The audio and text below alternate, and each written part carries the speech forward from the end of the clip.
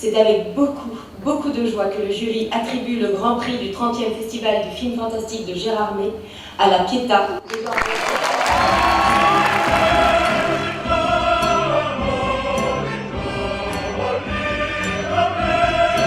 Le film est extrêmement brillant, quoi. Il est très maîtrisé, c'est un jeune réalisateur. Il est drôle, il est beau, il est nouveau, Enfin, c'est vraiment un film qui nous a instantanément plu, disons.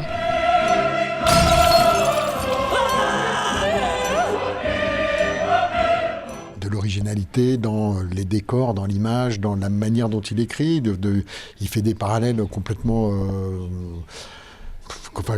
dingue, il s'amuse énormément avec le cinéma, et puis il fait des ruptures incroyables, où tout d'un coup il y a des choses ultra graves, et puis soudain c'est comique, soudain c'est une comédie musicale. La Pietà, deuxième film du jeune réalisateur espagnol Eduardo Casanova, remporte donc le Grand Prix du Festival international du film fantastique de Gérard May, qui a refermé ses portes ce dimanche soir. Le Grand Prix donc, mais aussi celui du public et du jury jeune. La Pietà, dont la production est signée d'un cinéaste espagnol bien connu et incontournable du genre, lui-même Grand Prix en 1996 pour Le Jour de la Bête. Moi d'habitude je viens à ce festival ou d'autres festivals en tant que réalisateur, et quand je viens en tant que réalisateur, jamais on ne me demande de venir 3 fois. Donc là, en tant que producteur 3 fois, je commence à me dire que peut-être je suis meilleur producteur que réalisateur. Le prix anniversaire du 30e Festival Jérômois a été décerné au long métrage Watcher de l'américaine Chloé Okuno.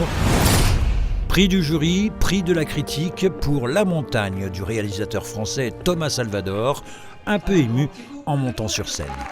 Le film sort dans 3 jours en plus, donc c'est un peu un cadeau quoi, d'être des prix avant une sortie de film. Je suis arrivé ici assez flippé parce que je me racontais des choses sur les attentes du public. Mon film est assez lent, peu bavard.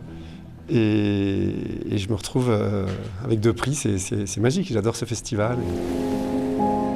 Côté court-métrage enfin, côté poésie toujours, le jury a plébiscité. Il y a beaucoup de lumière ici du réalisateur français Gonzague Legout. Beaucoup d'émotions parce que j'avais une pensée pour les gens du cirque. Comme je vous expliquais, en fait, on a vécu un moment extraordinaire parce que voilà, la guerre venait de se déclarer, ils sont russes, ukrainiens, biélorusses. Et du coup, on a vécu un moment tellement intime que du coup, forcément, de là, j'ai eu une pensée tout de suite. On a eu une pensée tout de suite pour eux, en fait, en se disant parce que voilà, on aurait aimé qu'ils montent avec nous et que les gens les voient. Si, côté public, beaucoup avaient pronostiqué La Pietà, il était néanmoins partagé sur l'ensemble de la programmation. Vous voulez vraiment mon avis ? Oui. Pour être très honnête, moi j'ai trouvé que la compétition était très faible cette année. Malheureusement, c'était pas le meilleur festival, je trouve, cette année. Il y avait des films, il y a eu des propositions, mais qui n'étaient pas forcément des bonnes propositions, je pense. Et après, c'est pas grave, hein, il faut tout. L'année prochaine sera certainement mieux. Comme d'habitude, de très surprenant, complètement décalé, complètement barré. Je m'attendais à avoir un peu plus peur. Bon, après, peut-être que je suis blasée aussi, hein, parce que c'est pas ma première fois ici. Ce qui est important, c'est le travail qui a été fait sur la sélection, c'est-à-dire de prendre les mutations du genre fantastique en compte et de présenter une compétition qui finalement, sur les 9 films, il y avait 4-5 films qui sont au palmarès et 4-5 films plus classiques, plus traditionnels. Et on voit que le public, à travers la Pietà, ou le jury, sont la même longueur d'onde. C'est très rassurant pour l'avenir. Rassurant également les 15% de spectateurs en plus qui viennent s'ajouter aux 40 000 habituels.